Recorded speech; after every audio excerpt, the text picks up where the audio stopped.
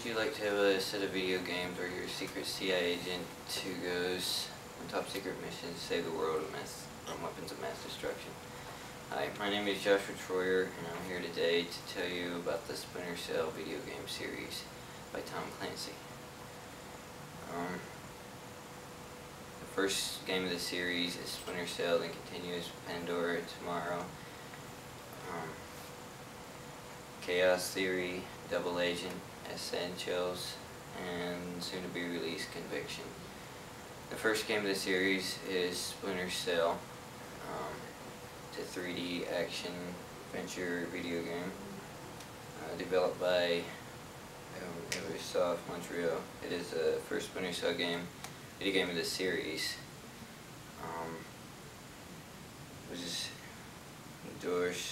It was released in 2003. This game has 14 deadly, exciting missions. Throughout the game, you go with the character Sam Fisher, whose voice is Dennis Haysbert, best known for his role as David Palmer in the television show 24.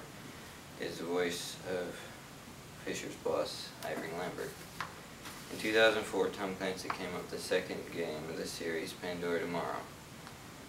This game features some of the moderate graphic improvements as well as minor gameplay changes. PlayStation 2 and GameCube versions feature an additional single-player mission. Comes with the abridged gameplay compared to PC and Xbox versions. The most significant gameplay change was it added multiplayer. However, has it on all the versions except for the GameCube version. The third game of the series is Chaos Theory. It came out in March of 2005. Endorsed by Tom Clancy. As in the first two games, this one follows the convert activities of Sam Fisher. The graphics in Chaos Theory feature a number of improvements, including additional normal mapping, HDR lighting, and parallax mapping. The game also features a number of major changes and improvements. Series basic game. Chaos Theory is the first game in the series. Splinter Cell series to use ragdoll physics. The fourth game of the series is Double Agent. It was released in 2006. There are actually two separate versions of this game. The Generation 7 version was made by Ubisoft Shanghai, who developed Tom Clancy's Splinter Cell Pandora Tomorrow, and was released on Xbox 360, Windows, and PlayStation 3. The other version, Generation 6 version, was made by Ubisoft Montreal and was released for Xbox, PlayStation, Nintendo, GameCube, and Wii. The games share the same general plot, but feature different storylines, plot twists, and levels. Even levels have completely different level designs. They do, however, share the same background music and a few cutscenes. Essentials was also released in 2006. That's the third game of this series. The Splinter Cell official website treats this as like an official game of the series, but it actually don't go along totally with the theme of the others and don't quite continue the same.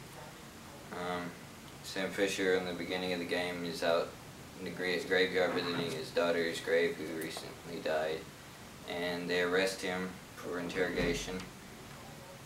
And then while he's in interrogation, he's thinking back to past events, and that's what your missions are. You're like playing as flashbacks, and then in the final mission, he like steals evidence, and then you escape out of the building. And then the last game is the Conviction, which is supposed to be released. It was supposed to be released like in 2007, but it keeps getting delayed, and I guess now the official release date is in November. And this game is after he escapes.